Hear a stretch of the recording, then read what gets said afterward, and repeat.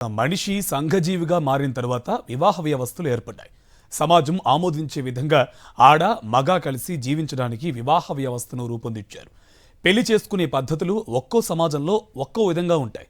భారతదేశంలోని హిందూ సమాజంలో పూర్వం నుంచి 8 రకాల వివాహ పద్ధతులు అమల్లో ఉన్నాయి. అయితే స్వాతంత్ర్య అనంతరం భారత ప్రభుత్వం 2 వివాహ విధానాలను మాత్రమే చట్టబద్ధం చేసింది.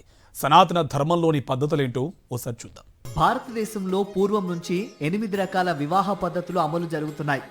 బ్రహ్మ, దైవ, ఆర్ష, ప్రజాపత్య, గాంధర్వ, అసుర, రాక్షస, పైశాచ వివాహ పద్ధతులను వైదిక ధర్మంలో అనుసరించేవారు. హిందూ జీవన విధానంలో 16 ఆచారాలు ఉన్నట్లుగా చెబుతారు. వాటిలో వివాహం కూడా ఒక ఆచారం. పంచభూతాల్లో ఒకటిగా చెప్పుకునే అగ్ని సాక్షిగా హిందూ వివాహాలు జరుగుతాయి.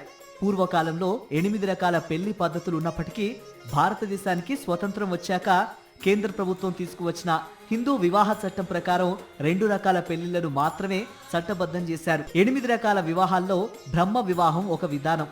వరుడు వధువు కుటుంబాలు మాట్లాడుకొని పెద్దల అంగీకారంతో జరిగే వివాహాన్ని బ్రహ్మ వివాహ విధానంగా చెబుతారు. ఈ వివాహ రీతిలో ఎలాంటి ఆర్థిక లావాదేవీలు ఉండవు. ఆర్థిక లావాదేవీల విషయం ఎలా ఉన్నా ప్రస్తుతం మన సమాజంలో విస్తృతంగా ఆమోదించిన వివాహ విధానం ఇదే. ఇక ఎక్కువగా ఆమోదం పొందిన గంధర్వ వివాహ విధానం, దీన్ని ఇప్పటి సమాజంలో ప్రేమ వివాహం అంటున్నాం. ఇతిహాసాల్లో చెప్పిన దుష్యంతుడు శకుంతల వివాహం ఇలాంటిదే. యువతి యువకులు పరస్పరం ఇష్టపడి పెళ్లి చేసుకోవటం. పూర్వపు సమాజంలో బ్రాహ్మణులు ఈ విధానాన్ని ప్రోత్సహించలేదు. అయితే క్షత్రియులు ఈ విధానాన్ని అనుసరించేవారు. ప్రస్తుతం భారత ప్రభుత్వం బ్రహ్మ, గంధర్వ వివాహ రీతుల్నే చట్టబద్ధం చేసింది. ఆధునిక సమాజం ఆమోదించని పూర్వం అనుసరించిన మిగిలిన 6 వివాహ రీతులేంటో చూద్దాం. దైవ వివాహంగా చెప్పే ఈ విధానంలో వధువు తల్లిదండ్రులు తమ కుమార్తెను యజ్ఞం చేసే పూజారికి ఇచ్చి పెళ్లి చేస్తారు. మతపరమైన క్రతువు నిర్వహించి వధువును పూజారికి సమర్పిస్తారు. మరొకటి హర్ష వివాహ విధానం. ఇందులో అమ్మాయి తల్లిదండ్రులు తమ కుమార్తెను ఒక ఋషికి ఇచ్చి పెళ్లి చేయటం. కుమార్తెను సమర్పించినందుకు ప్రతిగా ఋషులు వధువు కుటుంబానికి ఒక ఆవు, ఒక ఎద్దును బహుమతిగా ఇస్తారు. ప్రజాపత్య వివాహ రీతిలో వధువు తండ్రి వధూవరులను ధర్మబద్ధమైన గృహస్థాశ్రమ జీవితాన్ని కొనసాగించమని ఆశీర్వదిస్తూ ఎలాంటి వస్తు ఆర్థిక లావాదేవీలు లేకుండా తన కుమార్తెను వరుడికి అప్పగించటం. ఇందులో అమ్మాయి కుటుంబమే వరుడు కోసం అన్వేషిస్తుంది. వరుడు అతని కుటుంబం వధువు కుటుంబానికి కొంత మూల్యం చెల్లించి చేసుకునే పెళ్లిని అసుర వివాహం అనేవారు. అమ్మాయి బంధువులను యుద్ధంలో ఓడించి అమ్మాయిని బలవంతంగా తీసుకువెళ్లి పెళ్లి చేసుకుంటే దాన్ని రాక్షస వివాహం అంటారు. ఈ రకమైన వివాహం క్షత్రియులకు మాత్రమే పరిమితం.